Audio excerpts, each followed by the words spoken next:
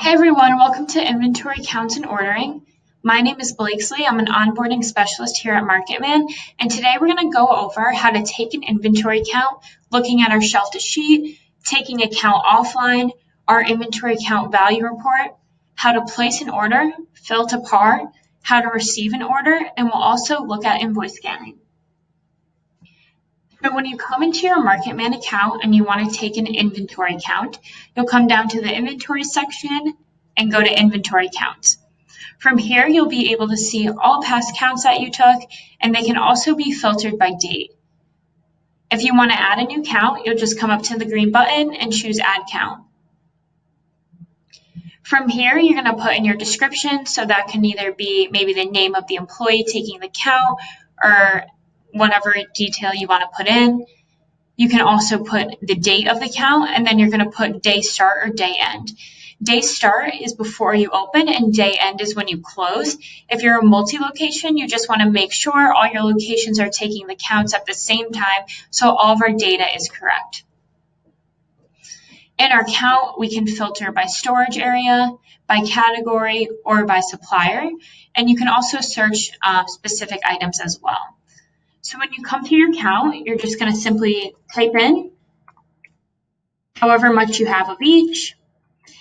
And just keep in mind, if you're leaving it blank and you're skipping it, that just means that you're skipping it for the day. If you put 0, that means that you have absolutely nothing.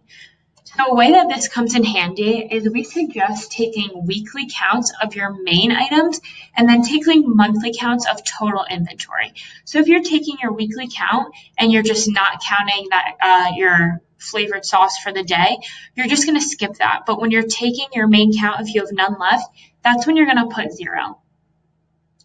Two other ways we can take the count is either on the app, which looks exactly like this. You just pull up the app, go to inventory count, and just go through all your items, or we can do this when we are offline. So to do that, you'll just come up to the graph in the right-hand corner and click Export Count Sheet. From there, you're going to see a count that looks just like your inventory sheet, and in there you can just go through and you put in however much you have, just like on the screen before. You'll choose Save. When you come back to your MarketMan account, you'll import your count sheet. So you just browse for your file and just upload, and it's simple as that.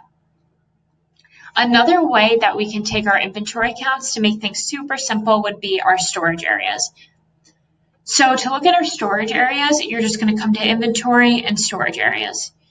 These are going to be all the storage areas you have set up. You can add them from the screen, and you can also click on them and edit.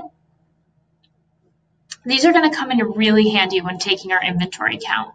So if we come back to our inventory count screen, I'll show you an example.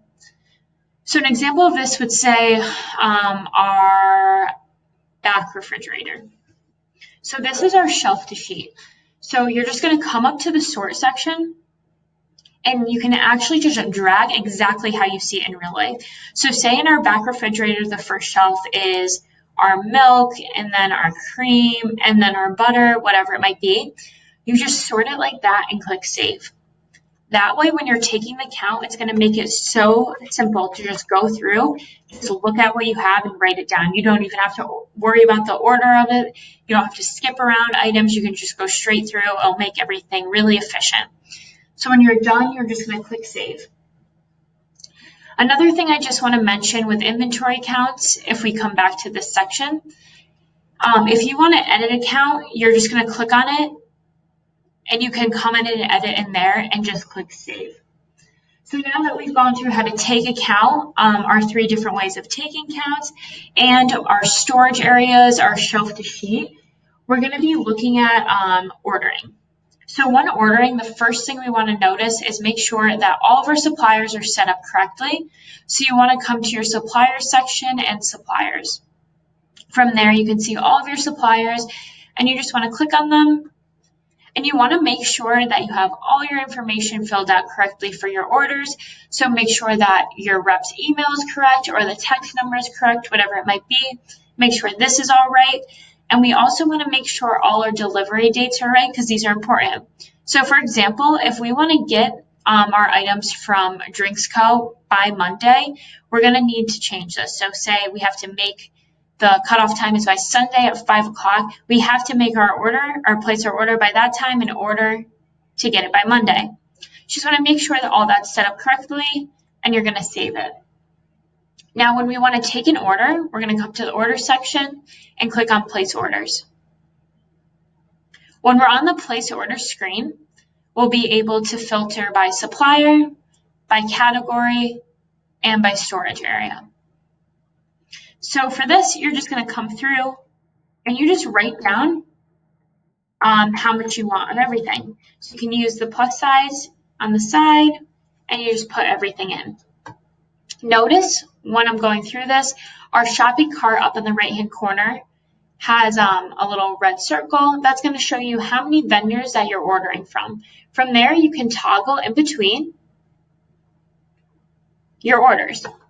Another thing we can do from the ordering screen is fill to par. So fill to par is when you consider yourself fully stocked. Sometimes when we're first uploading our inventory items and getting set up with MarketMan, we don't always know what our par is. But a good way to set this is on our ordering screen. So it's so simple. You'll just click on your set par and we'll say our baking soda is 2 pounds of baking soda is our par. You're just going to click check and it's simple as that. Another cool feature when ordering, if you want to fill all of your items to par, you can click on actions and just choose fill to par. And it will fill in all your items for you of how much you need in order to be fully stocked. Once we're done going through our orders, we can just come through and just click send the order. Also, you can choose your delivery date and then just click send. From there, it will be put in our order history. We can see all orders that we've placed, but if we want to receive the order, we're going to come down to receive orders. To receive an order, you're just going to click on the order number. And from here, it's going to show us our invoice. So you're just going to come up and click on receive with invoice. And from here, we can either receive the order for you or do it manually. So first we'll show you how to enter manually. So you'll click enter invoice manually. From there, you're just going to put in your invoice number. We'll have the date.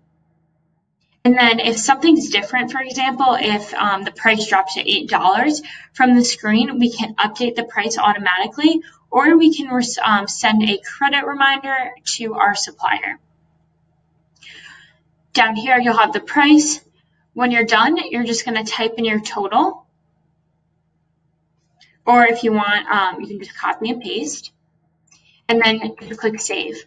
And from there, once that invoice is saved, it's going to be pushed into our accounting invoices.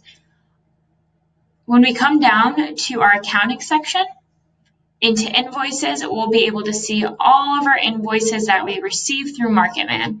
We'll have the number, the date, the invoice type, and we will have the price and if it was fully allocated or not. So from here, like I said, the other way that we can receive an invoice is through scanning. So I'll just pull up a quick video for you on how to scan an invoice. So you're just going to go on the app and click scan invoice. You'll come down. You'll take a picture of the invoice. Just make sure that it's clear and legible. Once you take the picture of the invoice, you'll be able to crop it. Just make sure that we're not cropping out any prices. And then you just click send. And it is simple as that. Just keep in mind when you are scanning these invoices, for example, here we have Drinks Co. and Fancy Flowers. We can't just take one stack of invoices and scan all of them at one time. We'll have to do them separately just because we want to make sure that they're not all put into one and everything's accurate. If you'd like to edit an invoice, you can just click on the invoice number, click on the edit button, and you can come in right like on the receive order screen and just edit whatever you'd like, and then click save. So now that we've gone through inventory counts, our shelf to sheet, how to edit an inventory count, how to take a count, how to take it offline, we also looked at ordering, how to place an order, receive an order, make sure that our suppliers are set up correctly, and also how to scan an invoice. I am going to open the chat up for questions in a few minutes. After this, I'll be sending out a recording of the webinar and also the slides.